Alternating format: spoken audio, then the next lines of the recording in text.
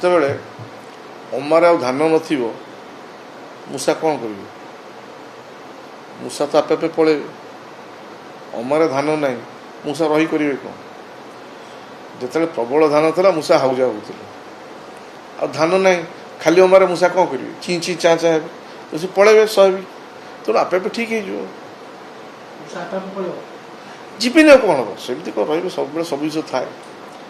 ଯେମିତି ମୁଁ କିଛି ଅନୁଶୀଳନ କରୁଛି, ଆତ୍ମସମୀକ୍ଷା କରୁଛି, ସେମିତି ଅନେକ ଦଳୀୟ ଶୀର୍ଷ ନେତୃତ୍ୱ ସେମାନେ ମଧ୍ୟ ଆତ୍ମସମୀକ୍ଷା କରୁଛନ୍ତି ଯେ ଭୁଲ କେଉଁଠି ହେଲା, କାହା ଯୋଗୁଁ ହେଲା, କ'ଣ ହେଲା।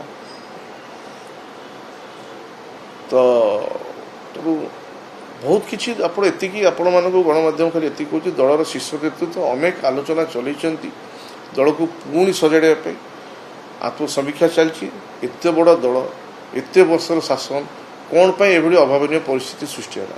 ମୁଁ ସାମାନ୍ୟ ଦଳୀୟ ପ୍ରାଥମିକ ସଦସ୍ୟ ହିସାବରେ ମୁଁ ଯାହା ଅନୁମାନ କରୁଛି, ଦଳ ନିଶ୍ଚିତ ଭାବରେ ଗୁରୁତ୍ୱ ଦେଇକି କିନ୍ତୁ କାହାକୁ କେଉଁଠି କ'ଣ ଦେଉଛି, କିନ୍ତୁ ଆପଣମାନେ ଦେଖିବେ ଆଗାମୀ ଦିନରେ ବିଜୁ ଜନତା ଦଳ ପୁଣି ସଶକ୍ତ ହେଇ ବାହାରିବ, ଏ ଆଶା ବିଶ୍ୱାସ ମୋର ଅଛି।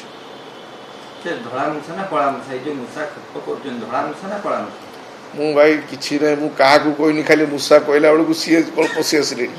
ମୁଁ ପୁଣି ଧଳା କଳା କହିବି, ଆଉ କିଏ ପଶି ଆସିବ? ମୁଁ କିଛି, ମୋର ତ ଖାଲି ମୂଷା କହିଲି, ପାହାଡ଼ିଆ ହଉ, ଅଜଗରିଆ ହଉ, ହେଲା, ଆଉ ଚୁଚୁନ୍ଦ୍ରା ହଉ, ମୁଁ ସେ ବିଷୟରେ କିଛି କହିବିନି। ତେଣୁ ମୁଁ ଖାଲି ଏତିକି କହିଲି।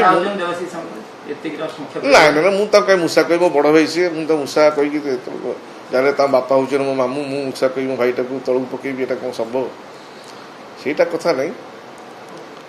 ଆପଣମାନେ ସମସ୍ତେ ଯଥେଷ୍ଟ ଜ୍ଞାନୀ ଗୁଣୀ, ଆପଣ ଜାଣିଛନ୍ତି ମୁଁ କ'ଣ କହିବାକୁ ଚାହୁଁଛି। କିନ୍ତୁ ଏତିକି କଥା, ମୁଁ ତାଙ୍କୁ କିଛି ସେ ଅଯଥା ଆ ଭିତରୁ ପଶିଲେ, ଆଉ ମୁଁ ଯାହା କିଛି ଆପଣମାନଙ୍କୁ ଆଜି କହିଲି, ଏଇଟା ବିଜୁ ଜନତା ଦଳର ବଦଳ ତୁ ମେ ନୁହଁ, ଏଇଟା ବ୍ୟକ୍ତିଗତ କଥା। ମୋ ପରିବାରକୁ ସେ ଆକ୍ଷେପ କରୁଛନ୍ତି ବୋଲି ଆପଣମାନଙ୍କୁ ମୁଁ ଆଜି ଷ୍ଟେଟମେଣ୍ଟଟା ଦେଉଛି।